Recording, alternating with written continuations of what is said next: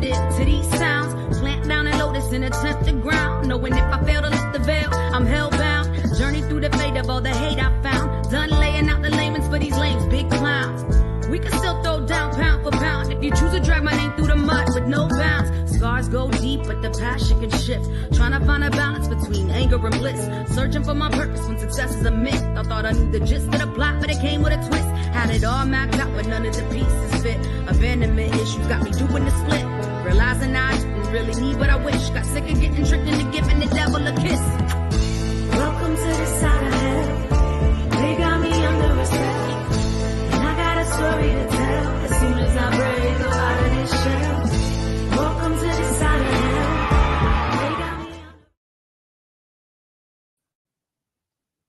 Hey everyone, and welcome to another edition of Portal to the Paranormal for the podcast. I hope you are all having a great Sunday wherever you are. We have a great guest on tonight. We got one half of the patrol. We've got Big Rob coming on in a moment, so loads to chat about with Big Rob. We had the pleasure of meeting them last year when Lex and Brian did their UK tour, and we did an investigation with them at the Merrily House. We're going to be talking to Big Rob about what he's got coming up and past investigations as well. We've got some few clips that we're going to play, and people can see what they've been doing, including the EVP recording.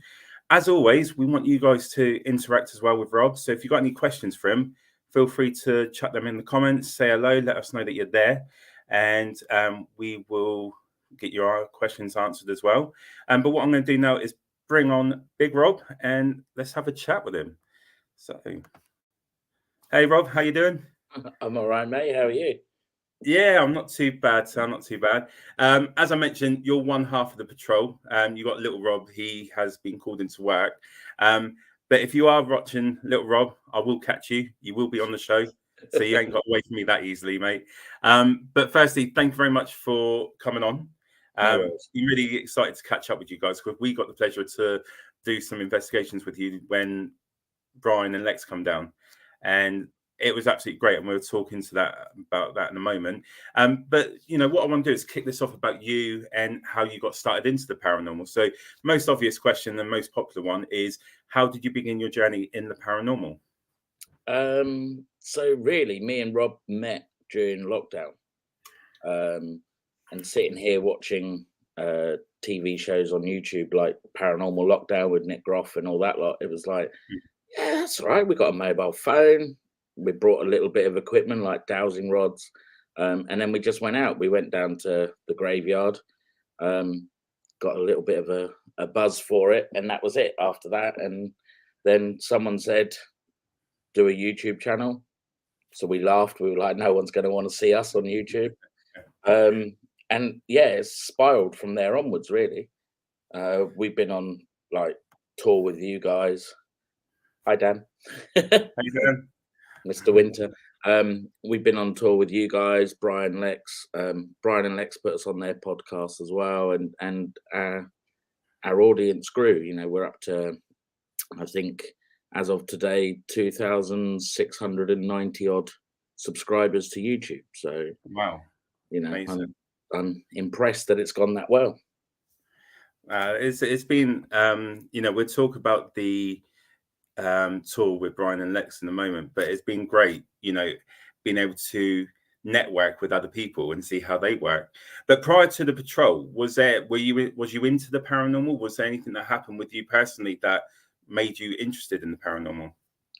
So back in 2015, what a lovely guy. He's a lovely guy, isn't he?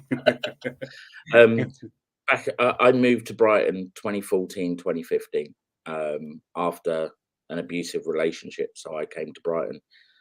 Never been to Gay Pride before, went out, had a drink or several, and someone spiked one of my drinks, and I died for 7 minutes. And ever since then, it's kind of like opened me up to, there is something out there.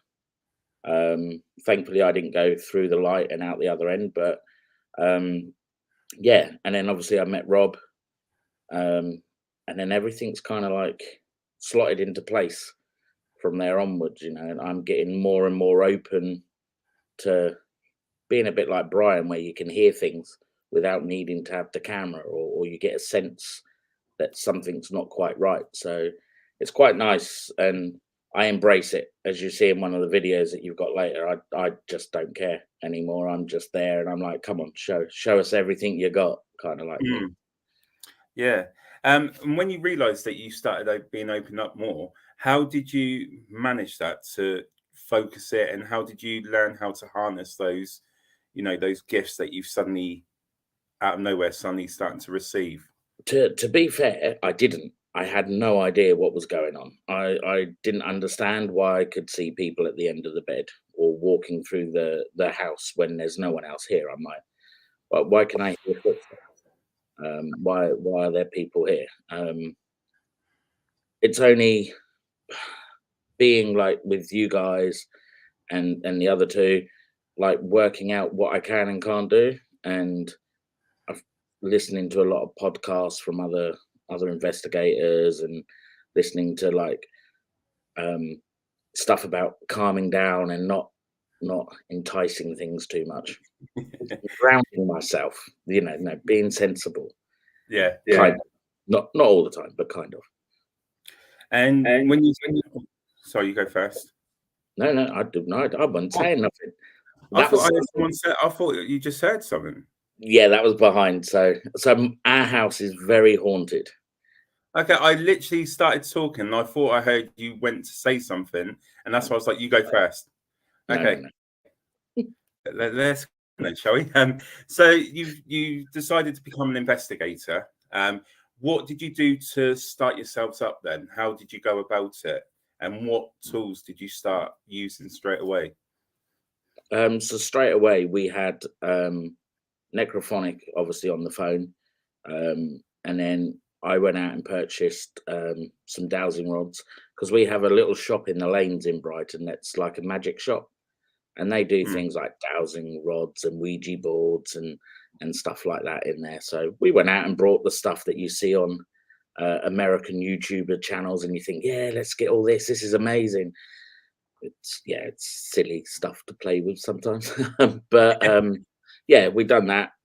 We got our cameras on our phones, so we went down to Preston Park Churchyard, done some filming and some like chatting what we'd learnt from watching YouTube, basically, and started getting some responses. And then we decided to buy more equipment. So, and since then, you've been a few years into it now. Is there a particular piece of equipment that you find that is most effective for you to use? What do you like to use? So me personally, I get a great response from the dowsing rods, but I also get a good response now from the SB7, especially doing the Estes method. I'm quite, some of the things that come out in some of our videos, I just think, oh God, I've got to write a disclaimer for that, because I'm going to get shot down by the community, but it's not my fault. It's only what I'm hearing. So yeah, definitely.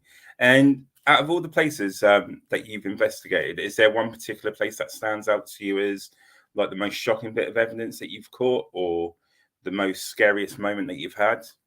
I'm very hard to scare, but the two clips that you've got coming up are pretty intense. The EVP, I was on my own because Rob and everyone had left at that point. So I was still on my own in the abandoned hotel / asylum. So I was there and then, I forgot that I was recording at the end when I started eating my dinner. I apologize in advance for that.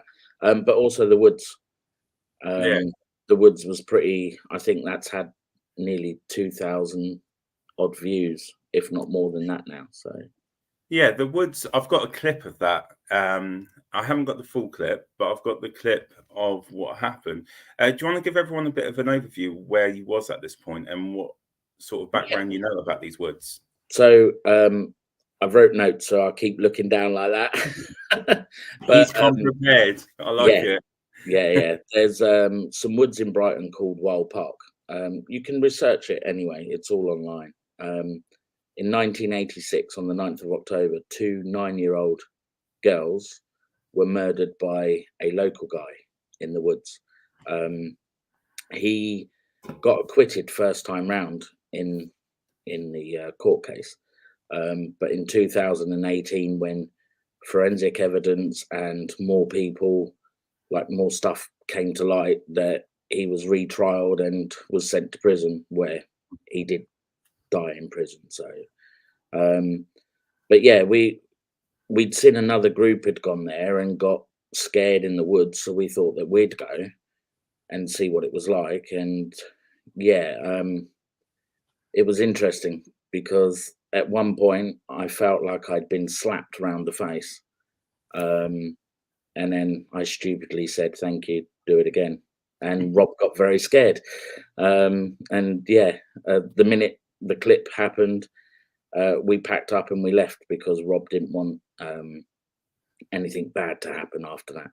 So yeah, we have been back since, and it's still very active there. It's somewhere that we'd like to take you guys up there for a night because it's quite interesting, especially with the dowsing rods.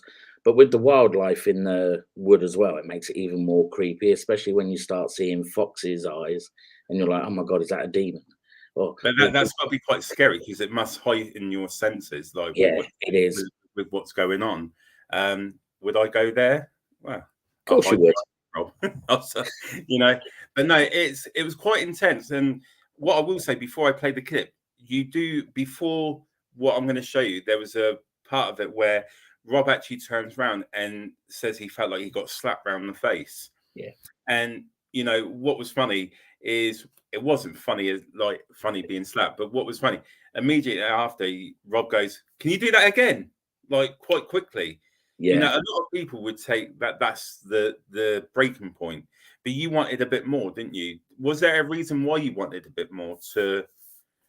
I think it was, for myself, it was, we want evidence. You know, it's all right saying, oh my, you see it yourself on certain well-known TV shows that's in the press recently for what he's been doing, and that, you know, it's easy to grab your throat or to slap yourself or to break a twig and say, oh my God, you know, there's something around. So I like to push the boundaries a little bit. I've been told off for doing it by several people, because they think I'm crazy, my parents especially.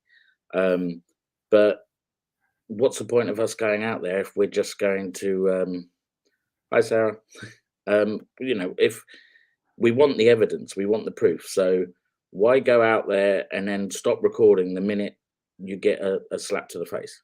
You've got no evidence. Because for me, that was okay. You know, Rob could have trod on a twig and made that cracking noise. There was no proof. So me poking the wasp's nest and saying, "Come on, do it again," you know, and yeah, I paid the price for it at the end of the day. So definitely. You just went back in there like you were a kid in a sweet shop. You were like, "Give me more." I've had it say terrible. A bit more. I really am terrible. What I'm going to do is I'm actually going to play the clip of what happened after that slap. So bear in mind, guys. So basically, the slap has happened, and then Rob's gone back in wanting a bit more. So you're going to see what happens at this point. So let me see if I can get it up. Here we go.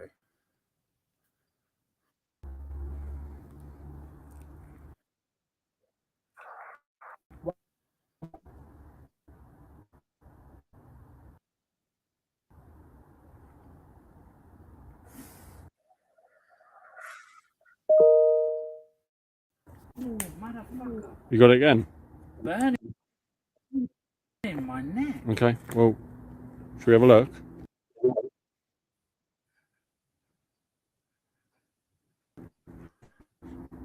Oh, you've got really big scratches, Rob. Right, hang on. Okay, we leave.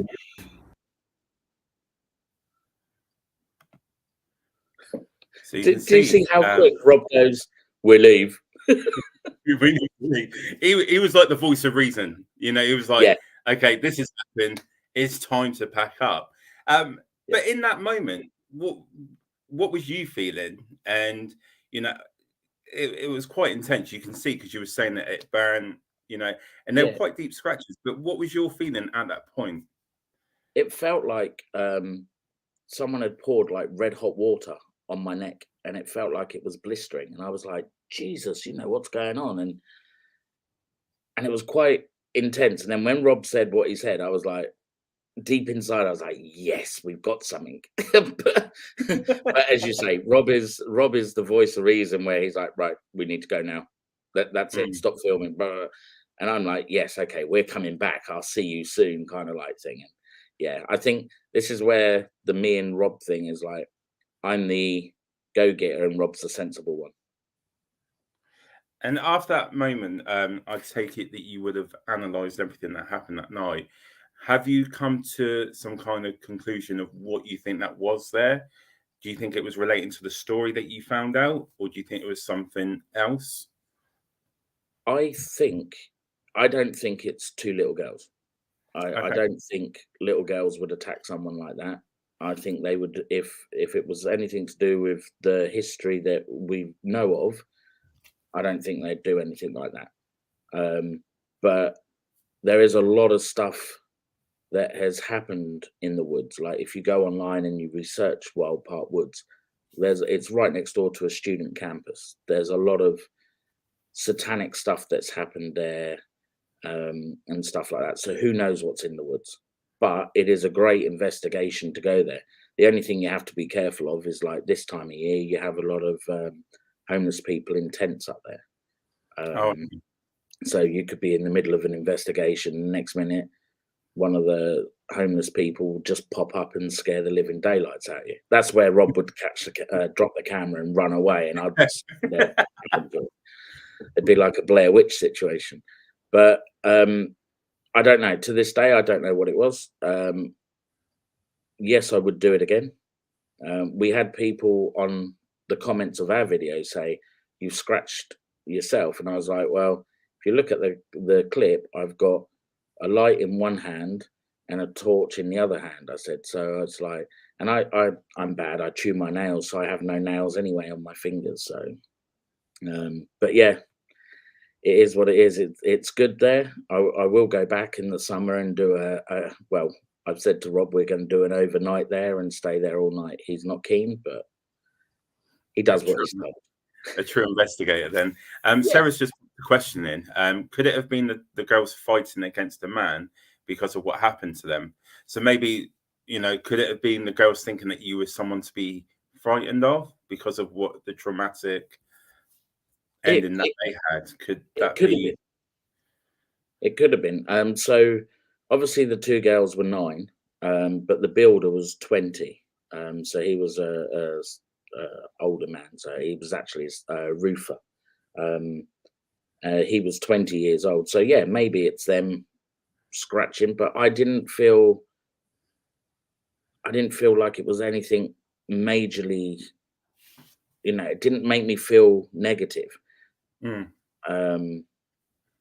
it's hard to explain. Once I get you there and sacrifice you'll be all right. Once you're in the woods and I say, come and touch Nando, you'll get the same feeling, mate.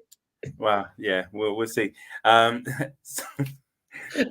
thank you. I'm going to be honest, no to that one. Really? But since that, have you been back to the woods there, or? Yeah, so we went back 4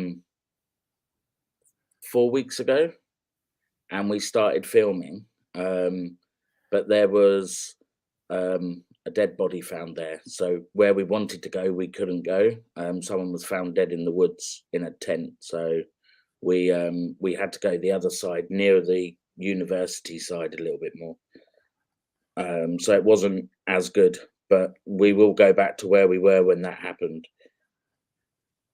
And, looking at 3 scratches, some people, I know I don't use these words frequently, but I'm going to ask you.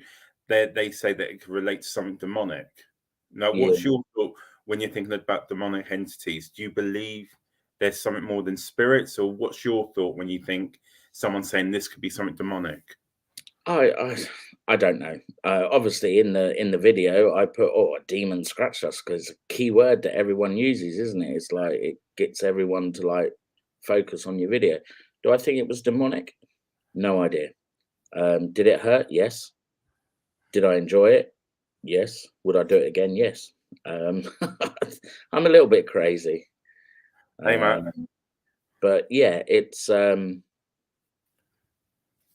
to tell. It's hard to tell what it is there. And like Sarah said, it could very well, now she's put that in my head, it very well could be the little girls fighting off someone that's like trying to do bad stuff to them. So, And in your opinion, going for becoming a paranormal investigator, doing the research side of things as well, there's clearly energy still in these woods that you go to, or energy with any location that we go to, let's be honest.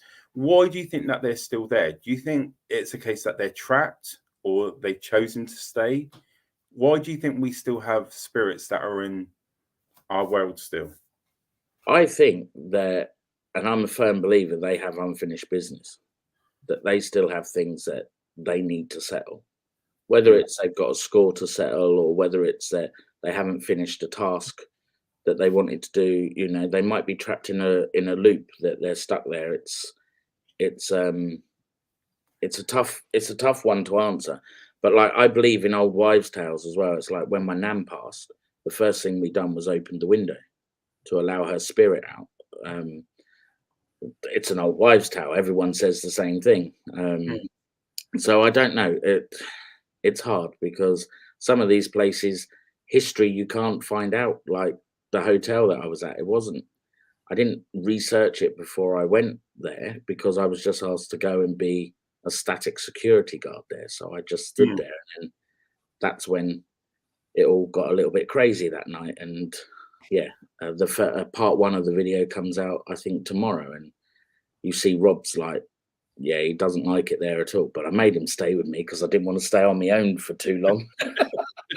Is this the hotel that we have the EVP clip from? Yeah. Because we were talking about this the other day. Like, you guys messaged me in the evening, and I was listening because you got to be really like intensely listening to the EVPs, and you can definitely hear something going on. I will warn you guys, as Rob said earlier, you do hear him having a bit of a munch throughout the clip. But I was hungry. It was a 12-hour shift, all right? It's literally, I was there until 8 o'clock the next morning, and it was like, yeah, I'm going to get pizza delivered. It's fine. But just to give a better background, they've had other security guards stay there, and things have gone on, and it's now to the point, if you're not there, what do these security guards actually do now? Sit out in their car.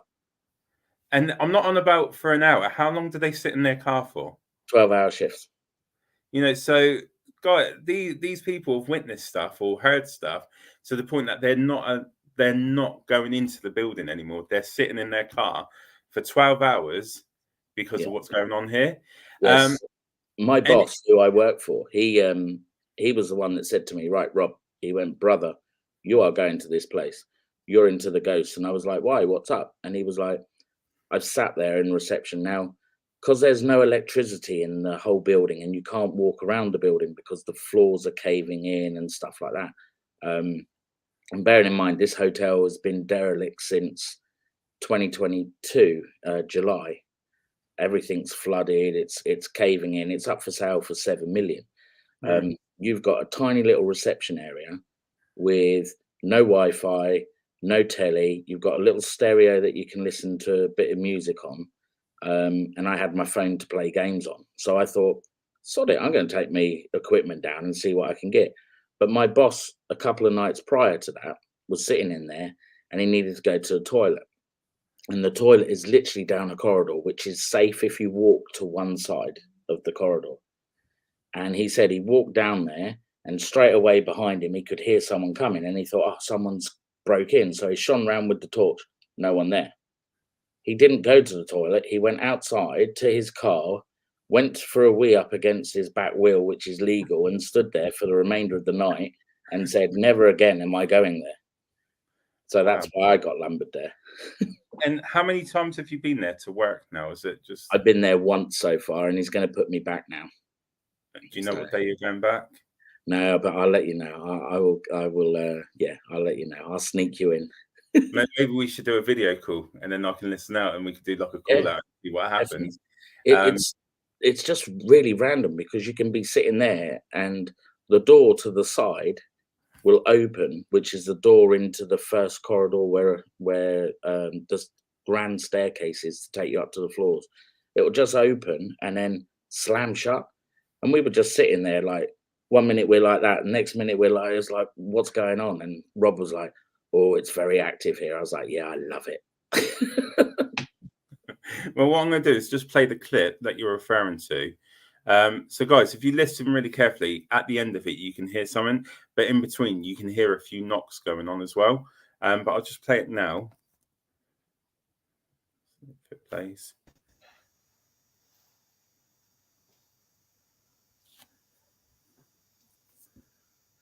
We understand that this building was a hospital during the war. Is there anyone that was here or is here that was from that era?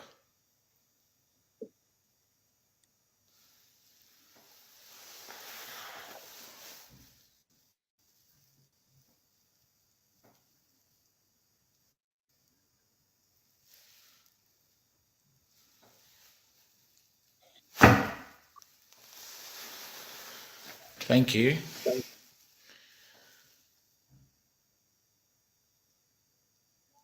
For the tape, there's lots of banging upstairs. But again, no one is in the building. MSU have just left.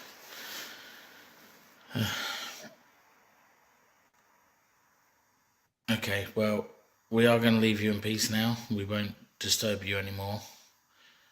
Just like to say thank you for allowing us to come in.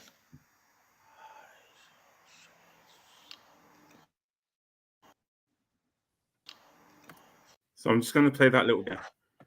So if we go. Allowing us to come in.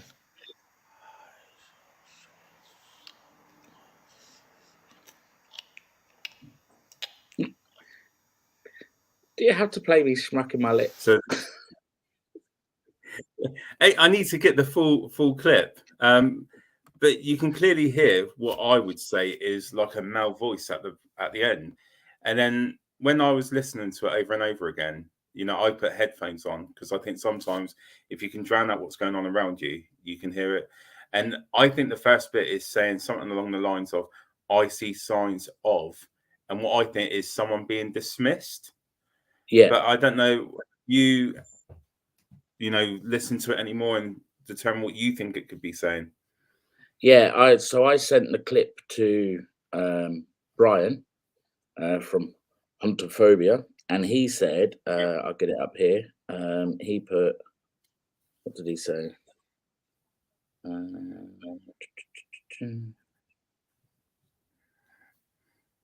I can't see what he said now, but he was like, "This is a great catch," and he was like, I can't remember. I'm trying to search what he said. Sorry. That's all right. Brian, there we go. So Brian said,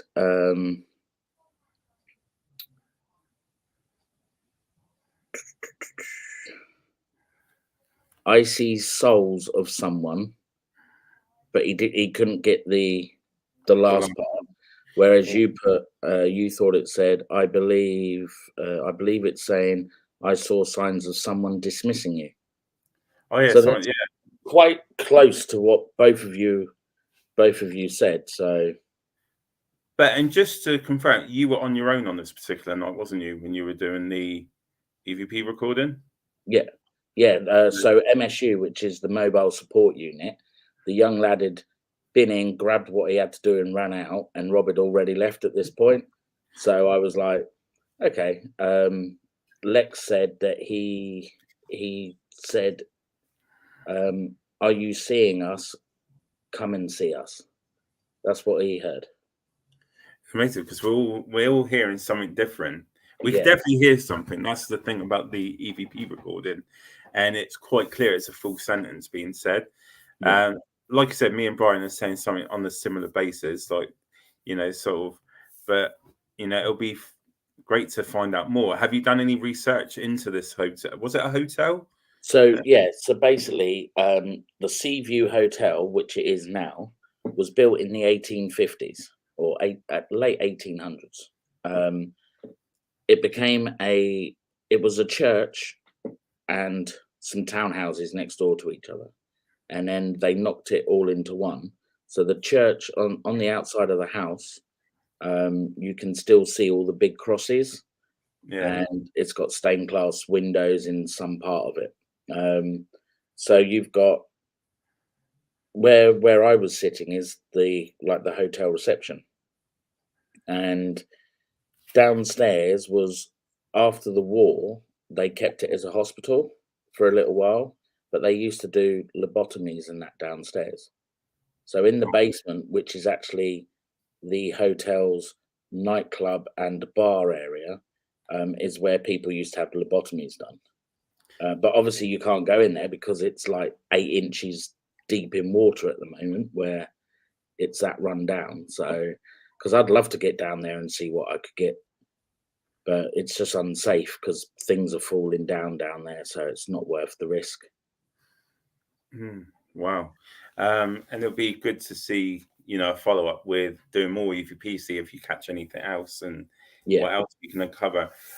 But with again, we're looking at all locations now.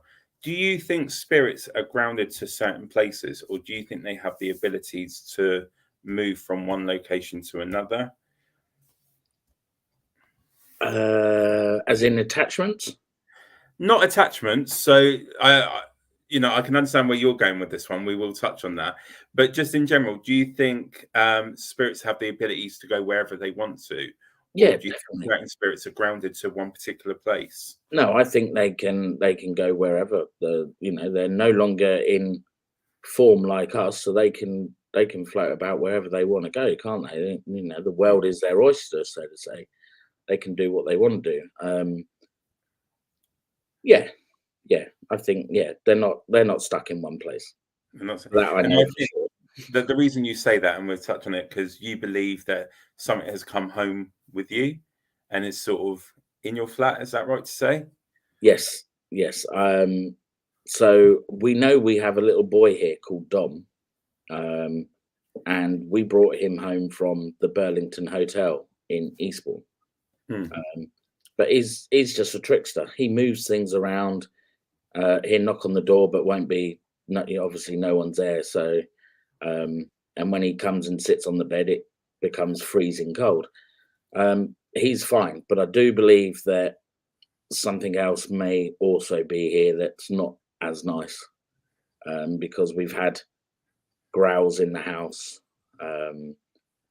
and someone's commented on videos that they've heard the same voice from the EVP on one of our friends' investigations that he's just posted.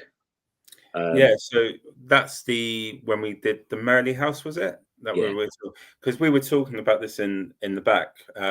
We were having a conversation about the video where Rob got scratched on the neck, and it made me think, when I was watching it, we did an investigation together, didn't we, at the Merley house in Eastbourne.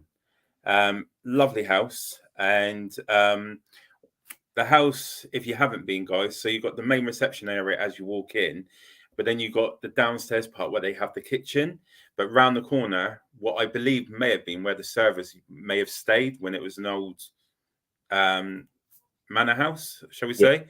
And we were doing a seance down there, weren't we? It was me, you, Dan, Rob, Lex and Brian. And we started off in one of the side rooms. But what's weird about this, it's loads of rooms, and then right at the end, it's got like a tunnel. You know what I mean? Like a weird tunnel. Anyway, so we went down there and we started doing these call outs. We were doing like the SB7. And do you want to explain to them what happened to you when we were there? When you and me were standing next to each other, and I think Lex was doing the Estes method, wasn't he? And Brian was asking him the questions, and you and me were standing by the door. And I thought Nando had touched me, and and with his It wife wasn't one of being, those kind of events, people. I was yeah, being and with his wife being around, I didn't want to get involved in any of that, and I had been scratched on my back, and yeah, and one of our followers to our channel commented on Lex's video because that came out this week, and basically he said the whisper that Lex picks up from when him and Brian are in the little side room sounds exactly the same as the whisper on the EVP that I captured in the hotel, which is nearly a year later. Yeah, because we were So- talking about it.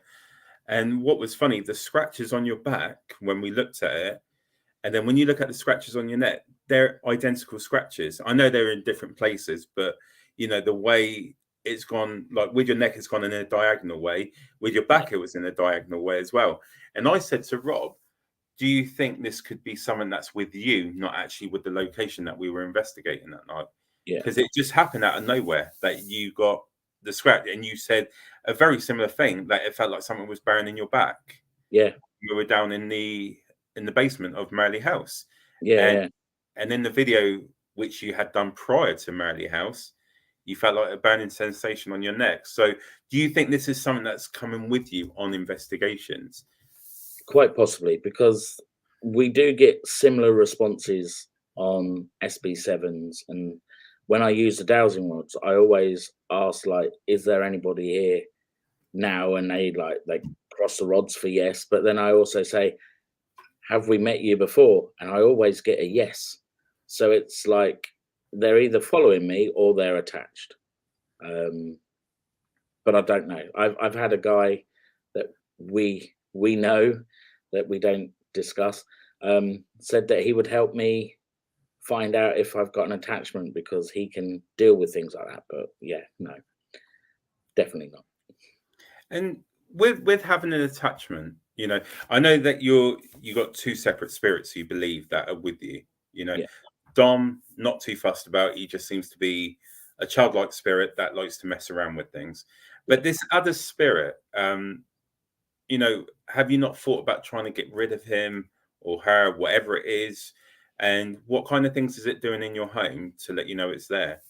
So most recently, in the house, we're having doors shaking. So my room is at the end, and Rob's is in the middle, and then we've got another lodger at the back of the house, but he's hardly ever here.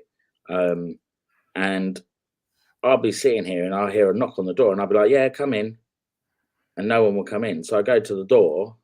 Then I just barge in Rob's bedroom and like, "Oi, what you knock on the door and walk away for?" He's like, "I'm watching my telly." I'm like, "Okay." So then we sit in my room and we do like a spirit box, and then we get stuff coming through, and it'd be like, okay, someone's here with us. And then the temperature, it doesn't matter if we got a heater on or not, it suddenly drops and gets very cold in the house. So but it doesn't bother until something major happens. We're okay. I'm not worried about it. They're here for a reason. So. And do you think you know who this spirit may be? Have you? No idea. So it's still being very elusive about the information it's giving you then? Yeah, all we get, if we do make contact, is just random stuff that doesn't really make any sense. So we're just like, but we're asked it to set off the cat balls, because I love these cat balls now. These cat balls are an amazing thing, and we put the cat balls in the hallway, and we'd be like, "Can you set it off?" And they just all start flashing, and it's like, "Thank you very much." So we know there's something here, but what we don't know, we're just, until it does anything major, we're just happy that it's here. And when we make our back bedroom, when the lodger moves out into our museum, then from all our trinkets that we take from places, we're hopefully he can stay in there, or she can stay in there. Lock her away. And do you think it's something that you may have opened up when you've done these call outs, or do you think it's something that has come with you from a particular location, this other spirit? I think it could have come from when we first really started filming, which was way back during the first lockdown. We went to a place called St. Answell's Gardens, which there's a well in the middle of these gardens, and it's known to put you in like a trance state. Yeah. And there's been people that have, before they cemented the well up, there was people that used to look into the well and feel the urge to just topple over. And one international student got rushed to hospital because she just started seeing things and became very psychotic. And it's labeled as the devil's portal. It's like, you look down there, it's where Satan is, and it's like, and we went there. We done a full night there where we done spirit box, dowsing rods, cat balls, and in I think it was part 2 of that video, I start choking and spitting out water, and it was saying on the spirit box that I was drowning. Oh, wow. And like, okay, cool, that's fun. But also when we went to Wales, we had a spirit in one of our videos at Skenwith Castle. We were doing the Estes method. I was in a little cubby hole, and Rob was the other side of the castle, and he's chatting into his camera and asking questions, and I've got the GoPro by me filming, and you can watch the video. My heart rate and my breathing just escalates, and the spirit box is going chest pain, heart hurt, and 3 days later I got rushed to hospital with a suspected heart attack. That was just before we met with you, wasn't it? That was before we had the big global ghost thing. Yeah, because we were chatting about it outside, weren't we? Outside the Manley house. So I do think someone's following me. I think they like to make themselves known that they're here. Like earlier when you thought I was talking and it wasn't. They like to make. I got about. I heard a voice. I thought I heard you were just about to say something, so that's why I sort of paused and said, "Well, go on, you say what you got to say. That's cool." Yeah. But it wasn't you. Clearly, wasn't. You have to come for a sleepover. Yeah, you're all right. I'll say it. Very safe. It's absolutely great, like everything that you're doing. With all the investigations that you've done, is there a particular location that is your favorite that you've enjoyed doing? Up to this point, I would say I've got take out the hotel because that was work. It wasn't a proper investigation. It was just us doing whatever. Yeah. I would say I've got my top 3. Racton Ruins. I really enjoyed going there. Mm-hmm. It's a nice place to investigate. The woods, and I really enjoyed Merley House. And with you guys, that was really good fun. Such a massive place, and definitely want to go back there and do something again. So it is a cool place. I like it. And going forward then, so I know the patrol have a few exciting things going on. One of the things at the moment, which has been something that's been shared a lot on Facebook, is the Global Ghost Hunt. You guys are going to be the opening investigation to the Global Ghost Hunt this year. And the first one, which is amazing. Which is horrific and scary. It's going to be fun. But do you want to give everyone a bit of an insight where you're going to be investigating and what your plans are for this investigation for the Global Ghost Hunt that you're going to be doing? Yeah, cool. So Brian obviously asked us if we'd like to take part. Mm-hmm. Then we sat down and discussed with you, and you kindly found us a location that we never even thought of. So we're going to the Arundel jailhouse. It was built in 1836, if I remember rightly. And up above the jailhouse was the town hall where they used to hold the court. And then people would be put downstairs and held in the jail cells to serve their time. Mm. So we're going to be joined by yourself and Mr. Winter, aren't we, for the experience? So it's going to be a first time for all of us, I think. So yeah, we've not been there before. No. So we're excited about working with you guys again, because we got to what kind of have you thought about methods, experiments, what you're going to try and do at the Arundel jailhouse? There's one that I'm going to do. That it's going to be the Estes method. It's going to be great. It's going to be great viewing to watch a grown man cry when he's sitting in a jail cell with the cell door locked. No one's behind you. I'm looking at you, Nando. You're fine. That's right. I can see you. I can see you intensely looking at me. That's why I'm starting like, you know. So yeah, me and little Rob have said that you would be the one going under the Estes method in one of the cells. Okay. Down that very dark corridor, all on your own, without any of us there to hold your hands. You know, that'd be cool to see. You know, definitely doing that. Will you be using dowels and rods as well? Yeah, I'm definitely going to use the dowels and rods. We've got the cat balls. I think Dan's going to bring some bits as well. So it's going to be like, although it's the patrol's investigation, I've advertised it that it's between both of us. You know, your expertise, you've done it a lot longer than us. You've helped us a great deal. So having you guys there is amazing because you'll be able to give us some insight into some other stuff as well. So, and as we go forward, we're hoping to get more equipment. And then when we do the next big project in September, hopefully we'll have an even better time. Yeah, we were talking about that in a moment as well, because that's something else that's quite exciting. We've just got a question that's popped in. It's maybe Aaron Cartwright or Cartwright Aaron. What do you guys think of the TV shows? Wow, that is a very. Do you want to answer that one first, Rob? Yeah, let me read the letter from my lawyer. Do not discuss Zach Baggins anymore. So unfortunately, I'm unable to come. No, TV shows. We've got to be very careful here when we talk about this. So it's like we've got to be on the fence. But yeah, you go first, and then I might have a little say into it. See what you say first.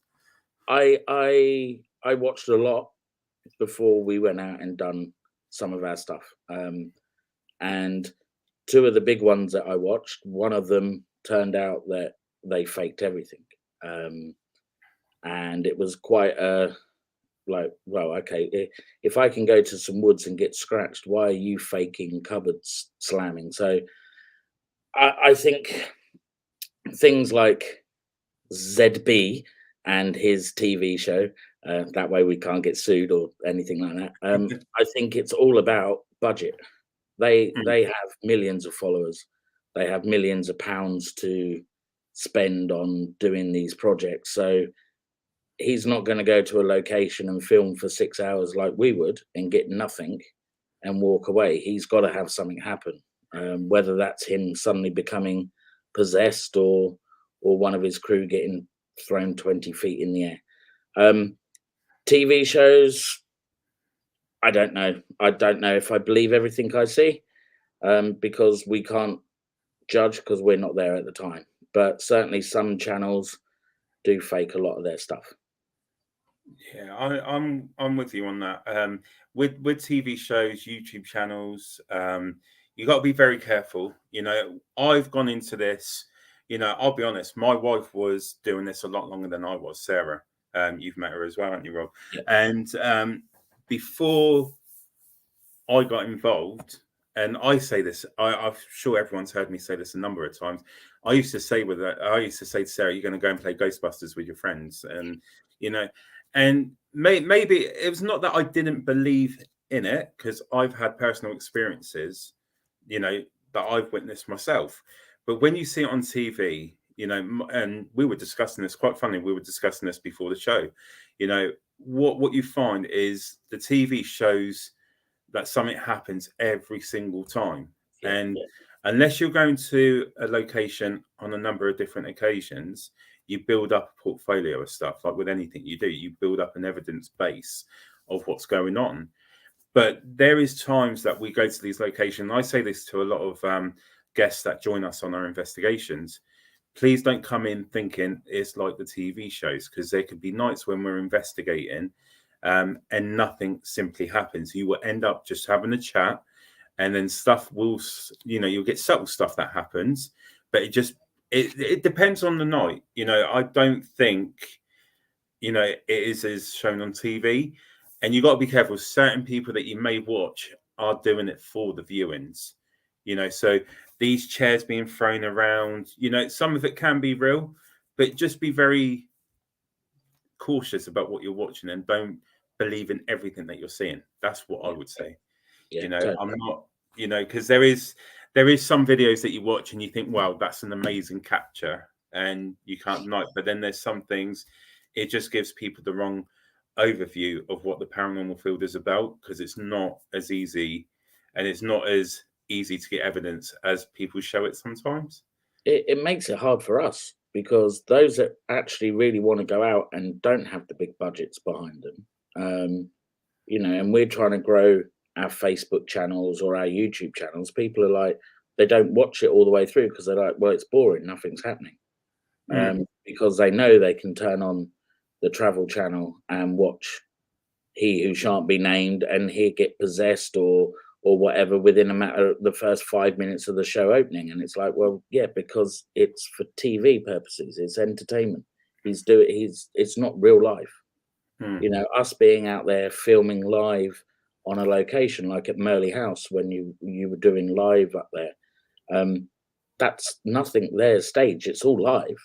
You haven't got a big budget to suddenly say, right, let's tie some cat wire to this cupboard door and slam it shut in the next 5 minutes so our audience stays. We've been on investigations where we've had to go back another night or another 2 nights just to get some decent footage that we can make one video from. So it is true. We try and go live on every investigation so people can see what's going on. And we put a number of cameras around and we stream it live on Facebook. But like, for example, Murley House is a great place. There's stuff definitely there, and we had stuff going on upstairs on one particular night, and we went back, nothing was happening at all. We've had nights where it's been unfortunate. We've had a good night because we've just had to make the most of it, but we've not captured some of the stuff that we usually do. And I'll be honest, with equipment, I'm a big fan of the cat balls. Yeah, it's a simple little thing. You press a button, you just lay it down and then, ask your questions. And that's my tool to go to. And I've been doing that more and more. We did an investigation that I was telling you about at Dartmoor, Nuns Cross. Yeah. And I was stood outside and I was asking some questions. And just give a bit of an overview, there was a couple that bought the house called the Hoopers. And I've put it on our TikTok page. And all that I asked was, firstly, are the Hoopers here? And then the cat ball goes off. And then it stops. And I'll say, can you tell me which one of you are here? Is it Mr. Hooper? Nothing. Is it Mrs. Hooper? And then the cat ball goes off. Yeah. And that's what I like, because there was nothing there for me to, and you can see I'm stood away from the cat ball, so I can't actually touch it to let it go off. But them cat balls with the little buttons aren't sensitive either. You literally have to go and push it for it to do anything. So, which makes it more realistic than the old cat balls where a little bug could knock it and it would, or you'd move like a meter away and it would start flashing. It's like, oh, okay. And with that said, someone's starting into the paranormal. You've done it yourself. What advice would you give them to go into being an investigator? Go in with an open mind. Don't think that you're going to get something straight away. Don't spend hundreds of pounds on equipment that you watch these guys on these TV shows using. Just buy your basic, like the dowsing rods, as Nando says, the cat balls, and an SB7, a K2 meter, and then start off like that. We didn't even buy a camera until recently because we were using our phones and a GoPro. Now we spoke to Brian, we got an idea of a decent camera to buy, so we went out and purchased the camera, which we use that now. So, and we, it's showing in our videos, we're getting better quality now, so it's quite good. Got another quick question from Aaron again. He's asked, what is the worst equipment to use? The worst equipment. In my opinion, I'll give my quick little. Just be careful what mobile apps you use. That's the only thing that I would say. Yeah. Is research. If you're going to use mobile apps or ICT apps, I think they're called, just research them, see, and find out as much as you can about them before, because I know some of them can be used, like they pick up signals to create certain stuff. Yeah. Necrophonic, I would say I'm on the fence about, because you can actually switch off all signal and it still comes out, because we've used it at Fort Whitley and you're under the tunnels and we've had some great responses. But again, my advice would be is just research what you're using before actually using it. I think what you've touched on there is perfect, because things like necrophonic and ghost talker, you turn it on to airplane mode, so it's not getting any signals from anything. It's literally what it is what it is. But I spoke to someone the other day that had filmed a video of a tree in an archway, but they were using the Ghost Tube app, and it showed a stick figure there. And I said, but that could actually, because the way it looked like it was the tree, the branches of the tree going round the curve. That's how the figure on the SLS was showing. So I was like, think about that. It's your surroundings, where you are. Like on the SLS for Ghost Tube, you look at a chair, it will show a figure sitting there, but that's actually just the outline of the chair. So you have to be a little bit careful. And I know some people may watch this and think, "Oh, we love the apps," and we're not saying that everything is wrong, but things with the Ghost Tube, I forgot what it's called now. What's the camera one that we were just talking about? SLS one, yeah. The SLS camera. You got to be so careful where you're pointing the camera, even with an actual SLS camera as well. You got to be so careful, because it is designed to pick up anything to create a stick figure. So if you shine it at the chair and it picks up the chair with the two front legs and the seat, it will create a figure out of that. So again, it's just being very vigilant and very aware of what's out there, and doing your research. Because that's what we do. And even when you think you've captured something, you just got to be very mindful about what you're putting out there. You need to research. Even with our findings, we never assume it's definitely paranormal. We always try, like Rob, he picked up a voice. He asked people's opinions on it before he did anything with it. Because we thought we picked up a great EVP at Marley House, didn't we? Do you remember, up in the attic? We were having a party up there, because we were adamant that we picked up. Was it a female voice, or? Yeah, and it was Lex clearing his throat. And it was, and it's we were adamant. And at the end of the evening, because I think you guys were recording at the same time, wasn't you? Yeah. And we all stood there at the end of the evening, and we all went. And I don't know, was it Little Rob that filmed facing Lex that caught it at the right moment? Yeah, it was Lex clearing his throat. So we laughed back, because we were really excited about the capture. But then, it just shows you need to be very careful and needs to do your, check-in before you confirm anything. You have to be prepared to debunk more things than what you actually capture. A lot of it in our line of field is debunking things, because every knock, bang, whatever you can say is a ghost. But if it's a windy day, then it could be something banging because you've got a window open. Like when we went to Racton Ruins, on one of our videos, you could hear glass breaking. Now it's a ruins, there's nothing there, but it was because there were some idiots standing behind the monument throwing glass bottles, because they'd had a bad day at work, so they were throwing glass bottles while we were filming. It's like, guys, we're trying to film here. Have a bit of respect, kind of like. But again, it just shows that you just got to be careful. Whatever you pick up, you need to make sure it is what it is before saying it is something when it isn't. We've done it before, and we've had to really think, and even go back and recreate the moment. So like one of our guys, Sean, he took a picture in Fort Whitley, and it looked like a little figure had peered over one of the tunnels, like the archway. Yeah. And and we went back a couple of weeks ago, and he retook the pictures to see if we could recreate that, if that was something that was there, and there was nothing in the follow-up photos. So that to me seems more real than just throwing it out there. But you've got to do your checks first and before. But back to you guys and what you're doing. In September, you have another investigation coming up. We have a big one coming up. And this one we're excited because we're going to be joining you again, aren't we? Yeah. So, but this one, we're all going to be going to East Drive. Yes, number 30 East Drive.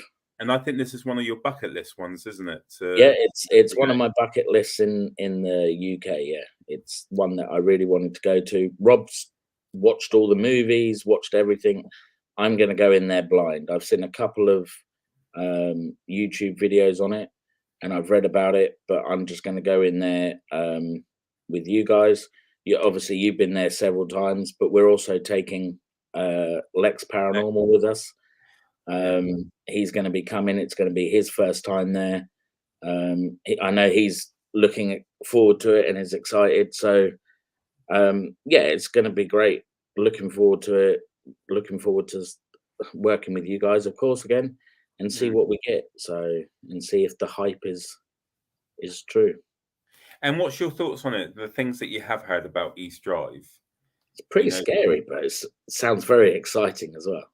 Yeah. So, the fact that when the lady sent me the disclaimer to sign, where it says like, anything happens to you, it's not their fault and you can't sue them, kind of like makes you think, oh dear, what are we going into? So it's like, it's exciting. It's something that I want to do, and I know like little Rob's well up for it. So we're going to plan the day, get it all sorted.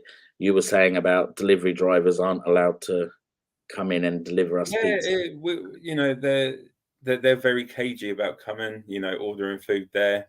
It wasn't I think, but again, I go back to a lot of things have been put on TV, and remember, when you're watching movies, they've got to make it bigger to sell, but it's definitely a weird house. And I'm looking forward to going back, especially where it's said. I think it's only going to be 5 of us as well.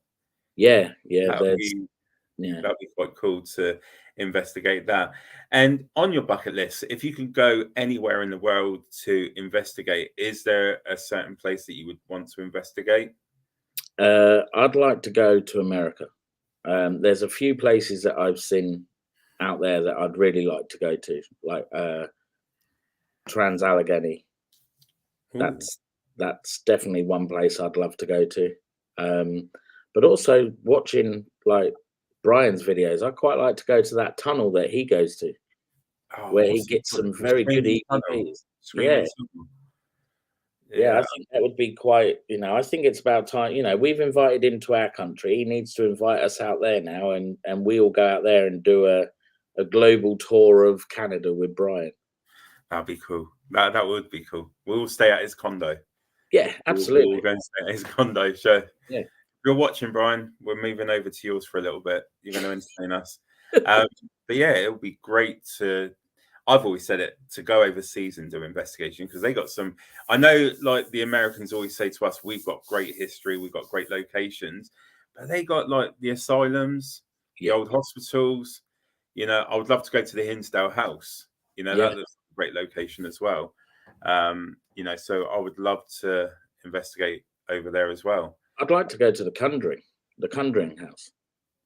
See, yeah, I've heard a lot of stories about the Conjuring House, and then when I know like the movies, and when you look into it, that there's a lot of, I don't know, people have difference of opinions about what's actually taking place in that house, and yeah, it'll be good to see what it's like for ourselves.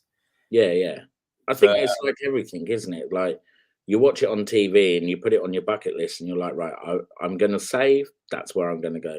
It's like we've been looking at the Hellfire Club in Ireland as a place to go, because that looks really exciting. But reading the reports online, certain times of the year they advise you not to go because they hold rituals up there, and it's still now to this day being used for satanic things. So it's like, oh, that's all right. I'd go up there and join in. I'd be like, right, let's go summon something.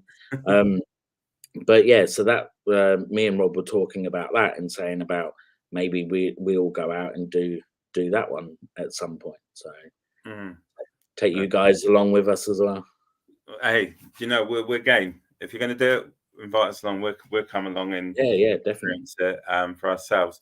But yeah, just to finish off, then it's been great having you on, Rob. No, thank you, mate. Thank you, little Rob. I'm still going to come for you. So if you're watching this on playback while you're at work, you ain't got away from me that easy. But just to shout out, you know, guys, where can they find your stuff? So we're on YouTube under the Patrol Paranormal. We're also on Facebook, which we've got a page and a group because of the way Facebook do things. It's crazy. And we're on Twitter. And we're just starting on TikTok. It's very difficult to get an audience on TikTok. It's knowing what hashtags to use, but we're getting there.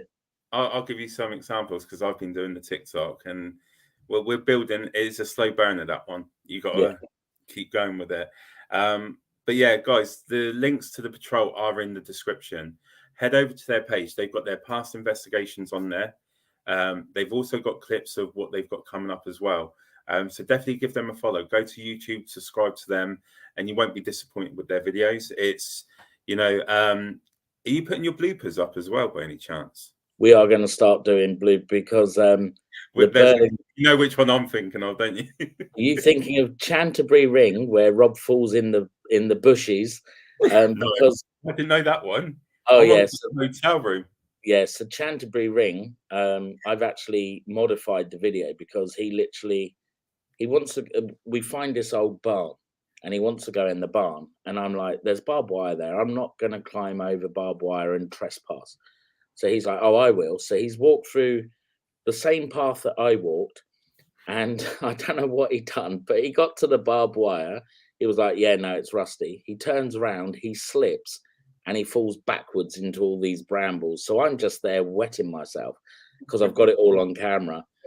So when I edited the video, I put a gunshot sound in on it, and then I put sirens, and then I just put, "Yeah, she's been shot again," you know. And then when we went to the hotel and he does the dramatic fall, I'm like, "You're so clumsy. You're the only person that goes out on a paranormal investigation looking to get an Oscar." It's just... It was just comical, and the shock in his face when he does the fall.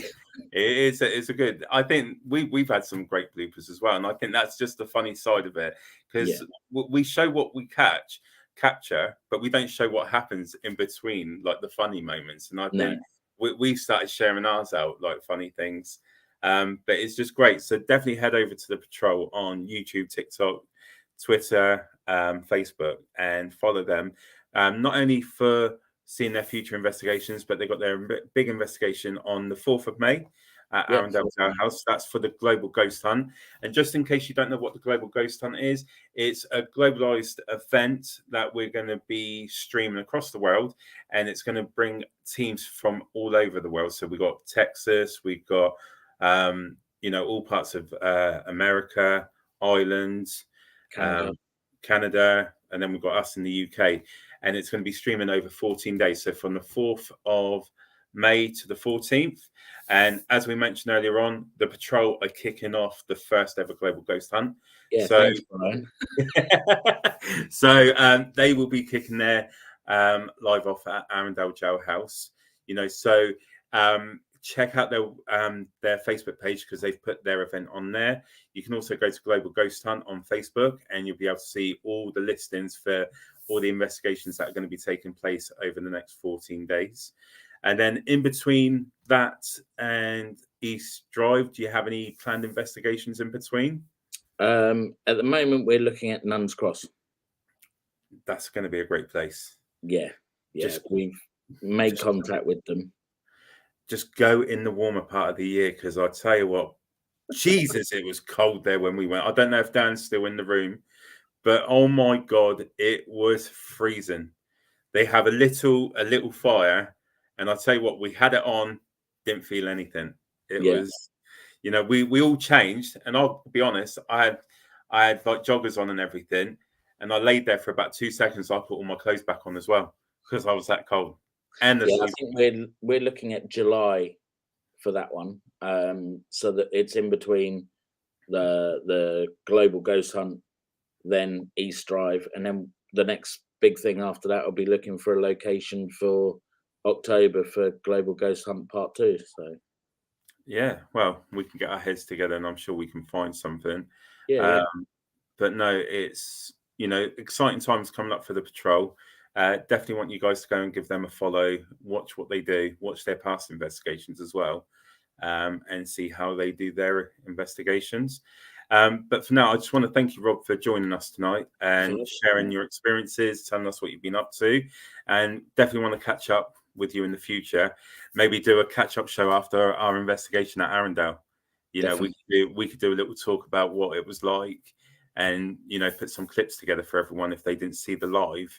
Yeah. You know, we can show them clips of the investigation once we've gone through all the footage.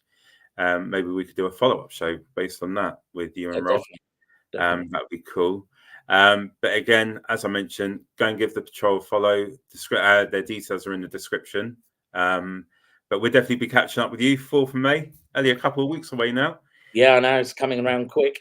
It's going to be fun. And then, you know, we're definitely, I think we'll be streaming that live as well on our page. And will it go live on your page as well? Yeah. So, guys, there's going to be a number of platforms that you can watch the patrol do their stuff on the 4th of May.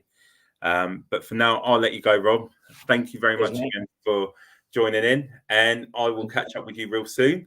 So I'll put you in the back, and I'm just going to finish off, and then we'll have a quick chat. But for now, guys, thank you, Rob, for joining, and cheers, we'll catch guys. up soon. Great. Brilliant. Well, another great show, great guest. Thank you for everyone that tuned in to watch. As always, with Portal to the Paranormal, as you know, we've got a number of investigations that you guys can come and join us if you're in the UK. We are returning back to Fort Whitley on, I believe, is the 27th of May. We go back to Fort Whitley, and I believe there are some spaces still available then. Something new that we are going to do. If you have children, you know, I would say 10 onwards that are interested in the paranormal and they want to take part, we are going to be doing our first ever junior paranormal investigation workshop. And the way this is going to work is slightly different to a normal investigation. We're actually going to do a workshop at the start of it where we're going to do a talk about different equipment, what they do, and how we use it. And, you know, after that, we will stop for a break, I believe, where they can have some goodies. And then we will take them around doing an investigation where they can actually use the equipment. So if you have youngsters that would like to join in, head over to our portaltotheparanormal.co.uk and you can get yourself put on the event. I believe it's £20 for one adult and one child. And we will be doing that at the Murchison Hall in Gosport. Or Horndean, I believe it is, sorry. So definitely check out our events page. A number of investigations that we've got going on. With the junior one, that's Saturday the 19th of August. We will also be going to the Groundlings Theatre on Saturday the 8th of July as well. So if you want to join us, go on our website and purchase your tickets, and we look forward to greeting you. But for now, I just want to say thank you again for everyone that's watched and joined in. And we will be back soon with another guest. So for now, I'm just going to say goodbye and enjoy the rest of your evening. Bye, everyone.